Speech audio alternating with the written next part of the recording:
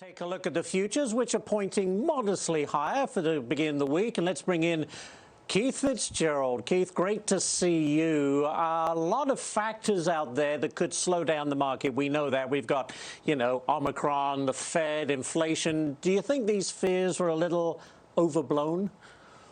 I do. And here's the thing, it's always tough to face up to these fears. They're real, they're scary, they hurt, they potentially impact your life. But, the markets just notched their 68th record close of the year last Friday, Ash. So all the things we've been talking about, the resilience, the hope, the getting out, the learning how to deal with Omicron, with all the variants, there's a lot of Greek letters in the alphabet, and we're pushing forward anyway. If we can get a quarter or two of good numbers on, more consumer spending, more people getting out, I think the markets are going to hold up and actually press sharply higher into 2022. Now, if I'm correct, your S&P target for next year, 53.76. So you look at where it's at now. My very poor math says that's about a 12% gain next year for the S&P. What are you basing that on? Well, we do a lot of calculations, most of which are nonlinear science of complexity, makes stuff that makes people's eyeballs, roll back in the back of their head. But I was king of the nerd herd growing up.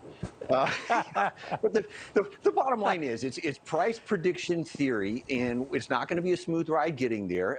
But what we believe is 5376.23 if we really want to be technical. And I think we're going to hit that somewhere in that mid-second quarter range and then probably bounce around through the tail end of the year. But we're still working on that part.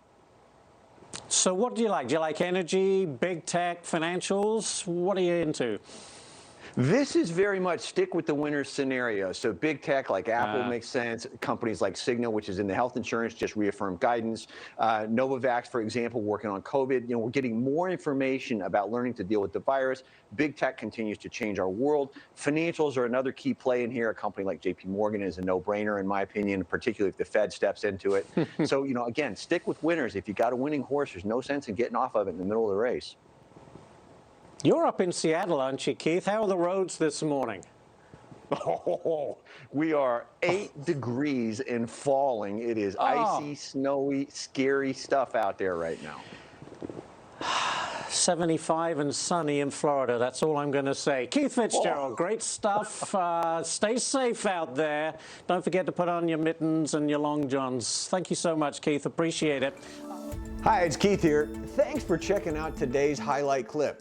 What'd you think? Did I make sense? Is there something you'd like to add? Make sure you leave a comment down below, and of course, click subscribe to keep up right here on YouTube, or sign up for the email newsletter at the link below. You can also find me on Twitter and Instagram for my real-time thoughts on markets, analysis, and a whole lot more.